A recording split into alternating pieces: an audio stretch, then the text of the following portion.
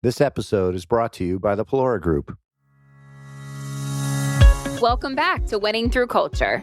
I'm Tim Flanagan. And I'm Amanda Kramer. When culture's not a priority, people aren't a priority. Having an intentional focus helps you as a leader remain impactful and relevant as you move your business forward. Welcome to Winning Through Culture. Well, I am excited to be here today with Chelsea Pawlowski. She is a longtime friend, coworker. We're in the same stage of life with parenthood and all the things. And today is going to be a really unique conversation. And we're going to be tying together the concept of living core values. So if you're building an organization grounded in core values, how are we continuously supporting those? But specifically on the elements of balance, stewardship, and pursuing passions. In the podcast itself, we've talked a lot about how you can build resilience in your core values and how do you live those on a daily basis.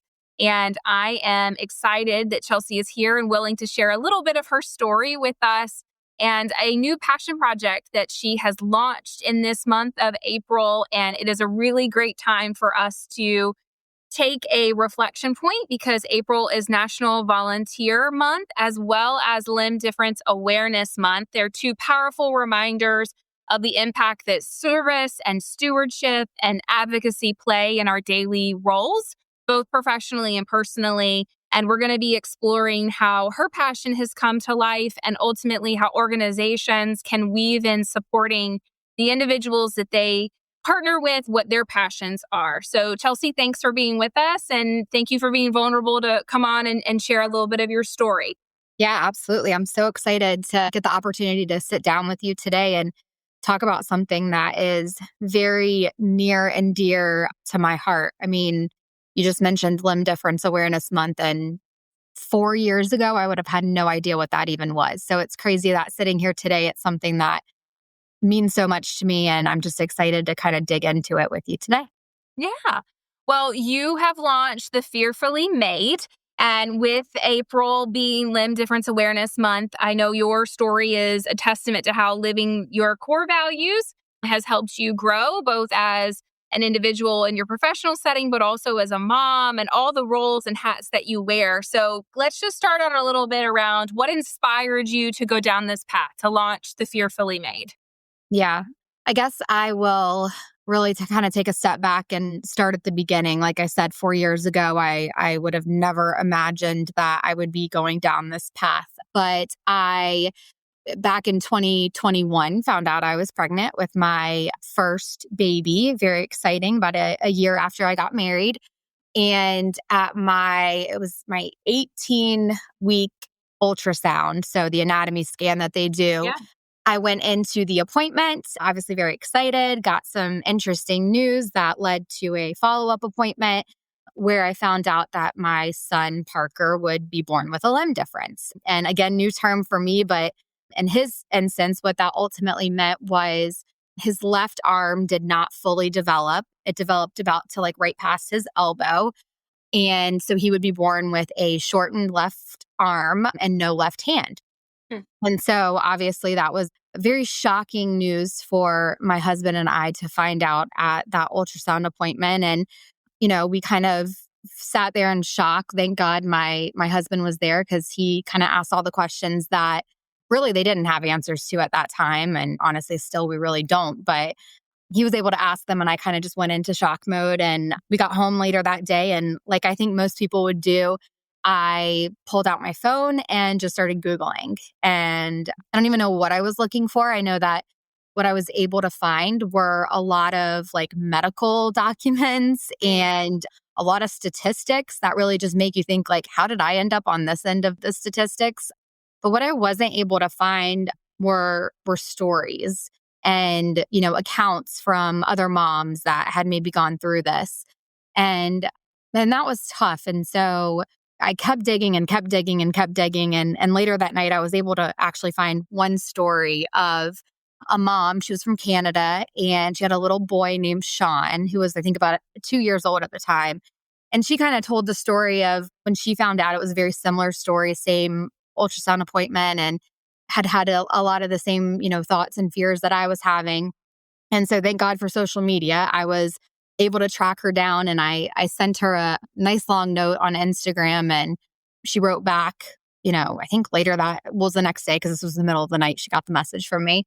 And what she wrote back was so powerful for me. One of the things she said was, I remember that day I found out, and it was one of the darkest times of my life. And in that moment, I got like the validation that I needed. Because in that moment, you feel, at least I did, there's like the guilt of like, did I do something wrong? And then also the guilt of like, it could be so much worse, right? So getting that validation from someone was huge. And then she said, I'll never forget these words. It was, Sean's 2 now. And if I knew then what I know now, I wouldn't have worried as much. And that gave me the hope that I needed in that moment. I'm not going to lie and say everything was great then, but it was the first kind of flicker of hope that I had. And so that really kind of planted the seed. And I'm not saying like in that moment, I was like, I need to do this for other moms. Like it was definitely something that grew over the years. But I think that's where like kind of the seed was planted for the Fearfully Made. And I really leaned into my faith at that point. I would say more in the weeks to follow. And that's kind of where the name, the Fearfully Made, comes from. So the Bible tells us that, we are all fearfully and wonderfully made, or fearfully and perfectly made, depending on the Bible that you pick up. But I just thought that's such a beautiful concept, really, for all of us, especially those that are born with, a physical difference. I think that's a beautiful thing to lean into. So I got it tattooed on my wrist, and I started a passion project named the Fearfully Made. Yeah. Well, yeah. And I think that's one of the things for those that know you, and some listening along, I hope do. But for those of you who don't, Chelsea is an extremely passionate person. And when she goes all in, she goes all in. So this is something that I know, not only for the standpoint of Parker, who is, just a sweet pea and adorable in his own right, but he is fearfully and wonderfully made. And for you to come alongside him and share his story with so many other moms that are experiencing like limb difference or any type of obstacle that their child is potentially facing in any environment, whether it's daycare or school or later in life, coming alongside them, and you have put something in place that helps people, as you said, that the individual from Canada did for you. It made you feel seen and heard, even if it was through social media and an Instagram exchange, right? You felt seen and heard and validated. And every feeling that you have is true and is valid. And ultimately, you now providing this, you saw a gap, a need in the community. And ultimately, you're filling that for so many moms that are experiencing these challenging moments. And I think that's just a really cool testament to who you are as an individual. And ultimately, that you took all of your experiences and are being vulnerable enough to put them out there for somebody else to have hope, to have that glimmer of hope in a moment. It's truly remarkable. And I'm excited that you're doing this, and then ultimately that you're sharing it with us. Yeah. And I think one of the things that might be interesting to explore is you have this personal experience and you have a passion for helping others, because we've been coworkers for a long time now, and I can see that come to fruition in your professional life. How are you able to combine those two things and feel balanced as you move forward in all the roles that you have, and now having your passion project out and kind of birthed into the world? Yeah. Well, I think balance in itself is kind of a tricky word, because I think anyone who tells you that they have this like perfect harmony or balance in their life, personally, I think they're lying to you. And I know it was, one of the things that we had talked about where you're like, how do you have balance with that? And I'm like, I don't. Like, that's the reality of it, right?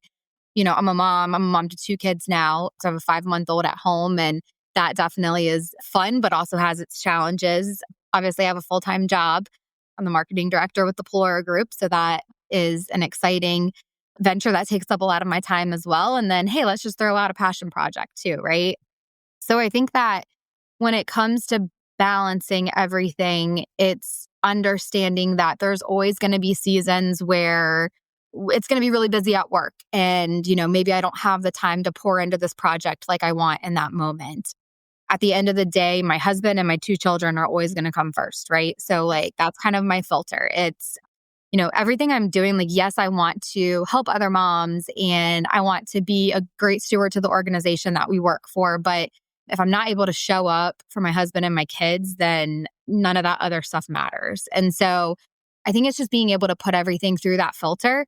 And then what's left of me, I get to give to these other two great opportunities that I have and getting to use. I mean, going back to you saying, like, using your personal experiences and mixing them with your passion creates this beautiful thing that, I hope this doesn't sound cliche, but it's almost like it's like your purpose, right? So I know when we sit down with candidates, with advisors that we want to bring into the organization at the Pelora Group, I always say, like, how can we mix your passion and your purpose, right? Like what you're really good at and then what you're really passionate about, and how can we kind of merge those two things together and then you get to make a living out of it. Like, I think that's really cool.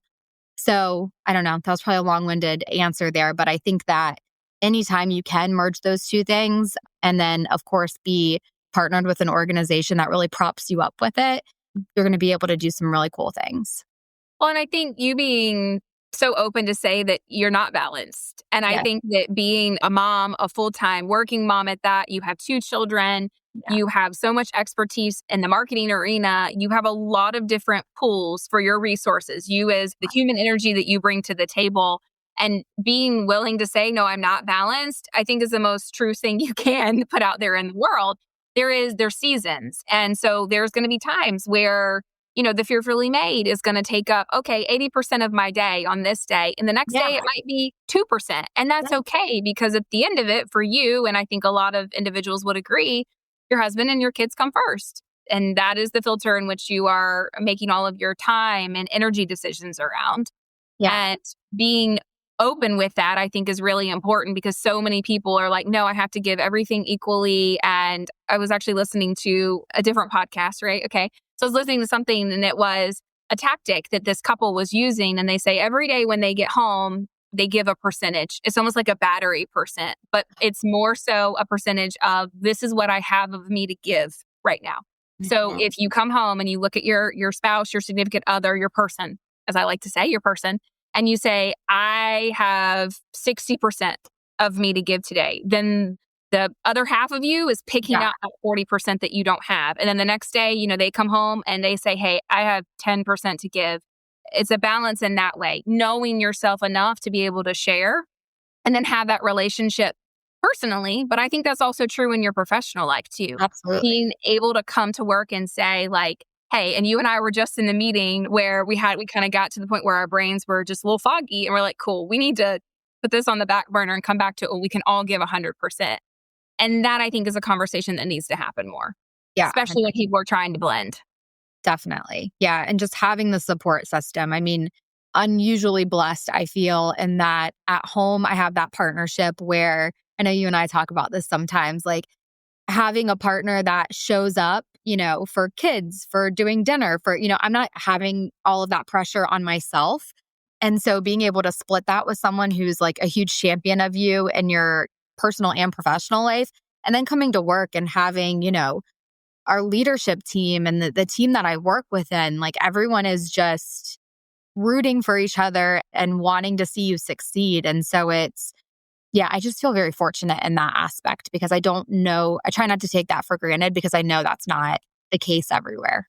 Yeah, it's so true. Yeah. And I think that's a good launching point into talking about the organization that you and I are both a part of in our daily life, which we use as real examples for this podcast. We deeply value stewardship. It is one of our 5 core values for the Pelora Group. And it is something that you and I have talked about a lot and lean into heavily. But I would be interested to know, because I don't think I've asked you this question, how has the stewardship element and core value of TPG and organizations actually we worked with previously have bled into that? But how has that grounding influenced your journey in launching the Fearfully Made? Yeah, that is a great question. I think that through working with this organization, so I just celebrated 10 years here, which is crazy. I know. Yeah, wild. One of the first things that I think I noticed in joining this organization is that, a lot of people say stewardship, right? You can put it up as a core value on your wall, but early on, I realized like, oh, no. We're not just saying that here. Like you're truly living it. The leadership team here, they lead by example with that.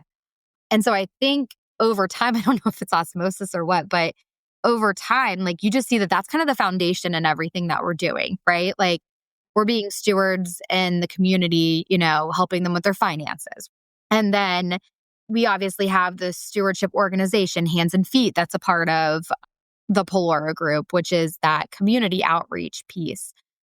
And when I think about stewardship, I know we always say like your time, talent, and treasure, right? So how can you be using your time to be a good steward? How can you be using your talent? So what you're naturally good at, and then treasure, obviously the financial piece. And I think that just got so ingrained in me, just being here in the organization and being a part of this culture, that when it came time and I felt the calling of doing something, when it came to limb difference awareness, there were a million things I could have done, right? And I remember, praying about it and constantly saying, like, I'm on the precipice of something. I don't know what it is. And I kept saying my passion project for years. I'm sure, my husband, my friends, my therapist was probably so tired of hearing me say that because I couldn't put, pen to paper and say what it actually was. Right. But then I was able to really like dig into what we always say here with time, talent, and treasure. Like, what is my talent? And I had to take a second and really like dig in and say, okay, I've been a marketing director here for over a decade. Like clearly I'm doing something right there. So like, what am I good at with that? And it's connecting with people. It's, the aesthetic side. I like things to look nice and uniform and packaged before it goes out. Storytelling. I love storytelling. So it was kind of like thinking about all of these things that I'm good at and that I enjoy doing. And then again, figuring out what that passion is and saying, okay, maybe this could be something, maybe I can start telling this story or connecting with other people, helping them to tell their story, and then packaging it up in an aesthetic way. Like one of the first things I did was start working on the logo and the fonts and the color scheme, because that's what gives me energy and gets me excited. Yes, it sat there for a year before I actually launched it, but hey, it was there. And so, yeah, I think just I'll say growing up in this organization, So I was, 27 when I started here. So like, that's a pretty pivotal time in someone's life. And so I truly feel like that stewardship component is ingrained in me because of this organization. Well, and I think, there's a lot of nuggets that you just shared, a lot of pieces that leaders could take away from that. I warned you, I'm going to ramble when it comes to this. I know, and I think it's great, right? Because at the end of the day, even if somebody didn't know you and all you did was share how you formed this, knowing that there is a backing of the organization that you're a part of in your daily life that says you 1,000% should do this. How can we help? Yeah. Right? How can we support you in making sure that this becomes a reality? Because it is about, and I know people, oftentimes we kind of say like cliche things, but like it really is about the people that are around you. Yeah. And the fact that you feel that supported. And I know, and I'm going to use this name. You have Matt from a partner standpoint, and you have a beautiful family, and you have a very strong group of friends. You have a work family, and I'm going to call it that. You have a work family who support you no matter what. So even in that year where you're kind of letting it marinate and then ultimately getting to the point to launch it, it is so cool to see it come to fruition. And you have a whole like army behind you of people who want to support it and love you and love all the things that you're doing in the community. And that's just really cool to see. And I think that leaders can take away like how they can create an environment that supports that. But I wondered if you had anything, like if you were talking to somebody who's, say they had a company, let's say they're at that like 10, 15 year mark, and they are like, hey, okay, so stewardship is important to us. We do 1, 2, and 3 in support of that. But how do I turn that knob? How do I flip that switch to allow the people who are connected to our organization take on something like this and they feel fully supported in that? What would be like the 1 or 2 things you would tell that leader to say you absolutely should do, fill in the blank? Yeah. So it makes me think of 2 things.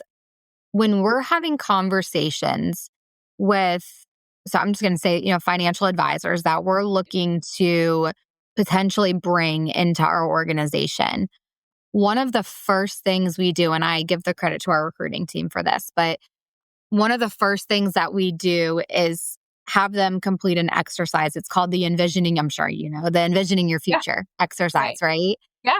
And it's a really cool exercise. I'm sure sometimes people are like, why the heck are they having me do this? But it's a cool exercise where you just jot down everything, when you're envisioning your future, what do you want to have, right? So it could be physical things, it could be just what do you want to have? What do you want to do? So like traveling, things like that. And who do you want to be, right? So it's your have, do, be exercise. And it's really cool for me when I get the opportunity to sit down with candidates because I get a really good sense of who they are, what they're passionate about. And then, obviously with my marketing hat on, I start to think about like what their personal brand is and how they want to show up for their clients. And so it's a really cool exercise when we're inviting people into our organization. And I think for other companies, regardless of the industry that you're in, like, I think that's a cool thing to do with someone that you're considering inviting in because you learn so much about them that you're not going to learn through the interview questions. Yeah, the typical interview process. Yeah. Yeah, exactly. And I think kind of in that same vein, if you have current employees, right? So you're not newly bringing them in, just talking to them and asking them questions about like what really lights them up, what excites them. I think if someone is personally fulfilled, they're going to show up professionally so much better. And I'm not saying do it with that. Like, I'm not saying be manipulative and try to do it for that reason. But like we always talk about here, celebrating and honoring the whole person, right? So not just honing into like what can they do professionally to like bring more to the table. And so I think, managers, leaders, CEOs of company, when you sit down with your key players in your organization, have those conversations and ask like, what makes you excited? What are you doing on the weekends? Where is there a gap in your fulfillment? I don't know. I just think having the conversation is where it really starts. And I think having the conversation and then not just filing it away. So if I was to add on to that for those that are in this position to encourage individuals to step into their purpose and to step into their passion and to ultimately bring, if stewardship is that for them, like bringing that to the forefront of their daily life, it's more than you have to have the conversation, but then it's coming back and saying, how is that going? What can we do as an organization to better support that? Or I know, from a standpoint, Limb Difference Awareness Month is coming up in April. Like, how can we support that as an organization? It's those small asks that make all the difference for that individual and helping them feel, again, heard, validated, and then that hope of, well, not even that hope, that reality that they have, that somebody else has their back on it. Yeah. That it's not just happening behind professional line. Yeah. And I think that's something that, and I'll be honest, Amanda, you really are the one who runs it. I think you do a really great job within, TPG of not just having, because I do think, one of the things that's awesome is we have these big firm events and there's always a stewardship element to that, right? So there's always a way at our firm meetings to give back. So it's cool because even if you can't carve out the time personally, you're able to do it at these meetings that we have. But what I think is cool that you do even beyond that is giving folks an opportunity to share what they're passionate about. So it's not just this cookie cutter, we're going to do something, we're going to do something twice a year. One's for kids and one's for cancer. It's no, you tell us what you're involved in and what you're passionate about. And we're going to kind of come together, I know, as a board and say, we're going to help this organization financially. Maybe we're going to do a volunteer day with it. And so that open line of communication with the people that are in your organization to figure out what they're passionate about and then be able to partner with them in some way. And it's not always going to work. I just think it's a really cool approach. Well, I appreciate that. And you said something earlier about, your passion for storytelling. And I really look forward, like the opportunity to connect the two. So with our firm meetings that we have and we build in that stewardship element, it's not that we're just, and I hate to say the word just, but it's not that we're only doing an activity in that moment. we're connecting it by bringing in that story. There's an awareness element to that particular organization, and no organization gets highlighted inside of TPG through the stewardship arm that we call Hands and Feet without being nominated from somebody within us, whether that be an advisor, a staff member, member of leadership, whatever. It doesn't matter if your connection to whatever your connection is to TPG.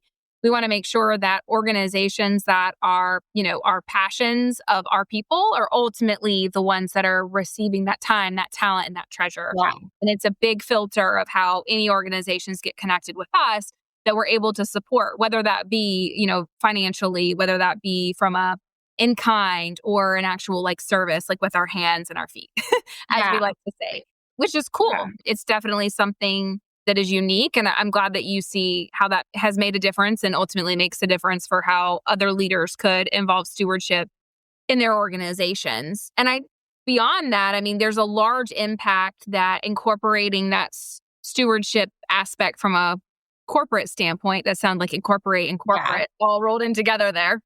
But beyond the workplace. So we have those events. You have projects that you're working on. There's always noise. There's always something that needs our attention and our focus. And I'm really speaking to, small business owners and entrepreneurs and leaders. There's so much that we could spend our time, our talent, and our energy on. And I think honing it down to say, I am going to, put a line in the sand that stewardship is important here.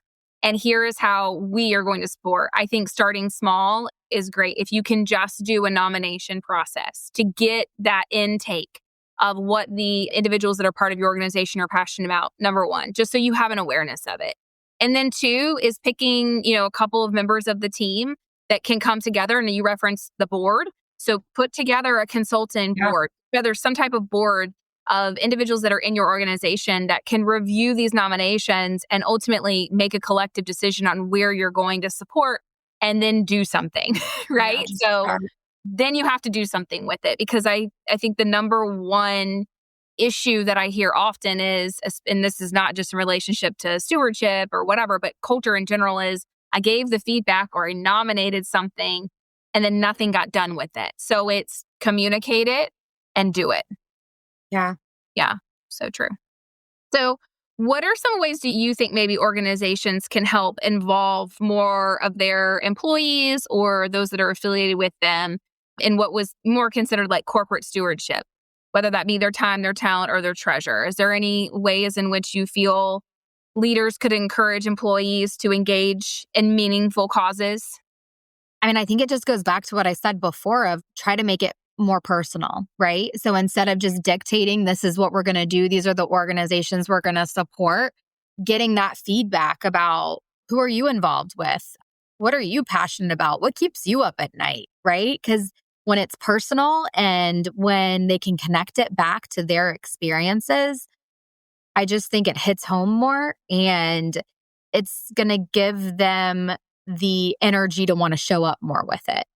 So I think, again, I feel like I'm repeating the same thing, but it's that open line of communication, giving people a platform to share what those passions are. You're not going to be able to get them to shut up, and they're going to start giving you ideas and telling you what they want to see, and then you can go from there. Yeah. Well, and allowing them to be the difference that they want to see in this world. And you being a part of that journey with them as an organization, as a leader, is really imperative to, we talk a lot about, retention and all those fun things. And yes, you want that. But at the end of the day, I kind of boil it down to just being a good steward, being a good human, being a good corporate partner. You want to make sure that people feel heard and that ultimately that there's a place for them. Yeah. So kind of bringing it back to the personal aspect. So with April being Limb Difference Awareness Month and also National Volunteer Month, which I know you've done volunteering in other organizations as well, what are some meaningful ways that you think individuals, if they were interested in supporting limb difference awareness or other charities that you've supported in the past, what are some ways that you feel people could get involved, whether that be in the education front or whether that be on actual giving or doing? Yeah. Here's the thing. When it comes to April is Limb Difference Awareness Month. With the Fear Philly Made, it's heavily focus, especially the newsletter that I do, is it's a very niche market, right? Moms of children with limb differences. But I think it goes so far beyond that because it's really just an opportunity for us to educate our children on being kind and inclusive. Mhm. And I mean, who doesn't want to raise a kind, inclusive kid? And I have friends ask me, regularly, like, oh, it's Limb Difference Awareness Month. Like, what can we do? And I'm like, sit down and have a conversation with your kid, right? Buy a book. I mean, there are thousands out there. I have lots of ones I can recommend if you want, but buy one of the books that just talks about inclusivity and the fact that all of us, we're not all carbon copies of each other. Like, how boring would the world be if we were, right? So boring. So, yeah. So And boring. so it's okay to look different. It's okay to act different. It's funny when we're younger, it's like we want to fit in, we all want to look and do the same. And it's like as we get older, we like want to stand out. Right. And it's like, how do we jumpstart that with kids earlier on and make sure that they know that anything that is physically, mentally, emotionally Yeah. different about them, it's okay. And so I think that, I hope I'm answering your question here, but just educating your kids. And it's such an easy thing to do at home, whether it's with a book or, man, with YouTube now. I know my daycare teacher was like, you can literally YouTube anything these days for kids. So you can say, how do I explain this to my preschooler? There'll be a YouTube video that comes up. So if you don't have the words, that's okay. I never have the words. Like sometimes I laugh at myself because I'm sitting here like this expert. I have no idea what I'm doing. Like that's the point. I'm just trying to figure it out. And as I'm stumbling through it, I'm trying to document it so I can give it to someone else and they don't have to feel like they're the one doing it for the first time. So yeah, I just think the more we can educate our kids, and I know that's what so many of us parents want to do. So it's just, how do we do it? And, the resources are out there. I'm trying to gather them all for you, but use your resources and educate your kids. Yeah. And I was going to say, I mean, we both have sons. They're approximately 3 months apart. Yeah. And it is something that I'm taking on with my child to have that conversation because our sons don't go to the same school, but they're around each other. And at the end of the day, and so my son is Ellis, right? I know you know that, but I'm telling the other people, right? So point being is I want him to be able to even have that inclusive conversation with another child if they end up on the playground together, right? Like he's educated enough to be able to step in and educate somebody who isn't. And so at the end of the day, we want kind, inclusive, respectful human beings. So I just want a good, kind human. And it absolutely starts at home. Yeah. It starts with educating. And again, it's all kinds of differences and that we are supportive of those and that we have the opportunity to have somebody to be that family, to be that community, to be that arm. Yeah. And I think that is so imperative in the world that we live in today. And even as adults, we all experience things differently, have different opinions, and having that really robust education behind us allows us to approach every person kindly and acknowledge that we're not the same. And it would be super boring place if we were all exactly the same. I was just going to say, and be curious. Like kids are so curious. And it's one of the things I love most about them is that, I mean, it's terrifying, especially as a mom of a toddler, as I know, they're going to ask anything. Like Everything. they're not going to hold back. Why?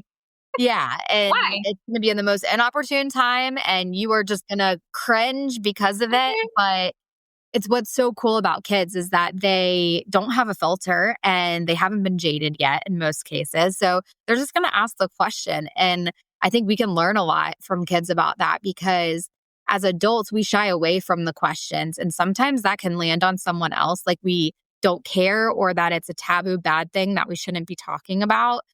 And I think that I always try to say this when parents ask me and I love when parents ask me what should I say if my kid says this? And it's coming from such a great place of I want my kid to say the right thing. They're not going to. They're going to say something that's going to come across wrong and that's okay. And as adults, it's okay too, because we're all learning and it's better to ask the question than to shush someone and say this is not something we talk about because that definitely sends the wrong message. Yeah. Well, and I know you mentioned you have a lot of books. I would ask, do you have one or two that you would encourage as people walk away? And that we're providing a lot of awareness around Limb Difference Awareness Month, a lot of awareness there. But Yeah. what one or two books would you point people to if I want to have this conversation, I want to build my library so I can encourage inclusivity? Yeah. So specific to limb difference, my favorite book is called Different is Awesome. The author is Ryan Hack. I tracked him down as well, and he is a friend of mine now because I I was love like, that. I'm getting this book in every school in the Charlotte and Indian Land system. So yeah, Different is Awesome is amazing because again, it's focused around that limb difference, but the story is, and I won't spoil it, no spoiler alert here, but it kind of goes through all the differences that all kids have. One kid has a birthmark, one has glasses. And so it kind of, I don't want to say normalizes it, but it just highlights that every kid has some type of, difference that is going on in their head. And at the end, it's, celebrating them and saying different is awesome. So I think that's a great one if you want to kind of introduce this limb difference awareness into your family. And then the other one that I really like is Giraffes Can't Dance. And it's more about just like feeling like you can't do something because you look different, but really the way that you can do it, and it can be really beautiful and how you go about it. So that's probably, I would say right now, those are the two favorites in our house right now. Different is Awesome and Giraffes Can't Dance. So, Well, I can't dance. Amanda, I'm sure it's beautiful. It's beautiful in your own way. Thank you. I do appreciate that. But no, it's true because it's funny how we as adults will say things like that. Well, I can't do that, or I can't do that. And the words that you use as an adult, as a leader, and I know we're talking about, children, working with your children at this point or parenting, but it really, like what you're saying out loud, ultimately, that's what you're putting into the universe. And so it's important to kind of curb that and realize that the words you're using as a parent, as a leader, as a manager, as whoever, whatever hat you're wearing that day, they truly do have meaning and they have power, and they have power over people. So make sure that the way in which you're choosing to say it, whether you are educating a child on Limb Difference Awareness Month, or you're educating or working with, a peer on something in a work project, or how somebody handled a situation, remember that ultimately everyone is human. We all make mistakes, but there is no world in which we can't be kind about that and have a way to approach it that makes everyone feel heard and validated. And at the end of the day, you have an educated individual to move forward in the world. Yeah. Well, I am really appreciative that that you shared your story, and I would love for people to follow along with Fearfully Made and have an opportunity to engage with you. So how can our listeners continue to support this initiative? This is where I get to do my plug. Is that what this is? That's right. That's right. And the hot ones roll the, what do they say? Yeah. So it's really two platforms. So I have an Instagram account for it. So it's the Fearfully Made. Well, it's the _ Fearfully Made. And I try to make that more, again, this is something that I really just fully launched earlier this week, but that I try to focus, obviously I highlight limb difference, but it's just kind of that creating an inclusive environment for all of our kids. So I definitely would say, follow along that Instagram account if you just want to have another parenting, again, no expert here, but trying to figure it out.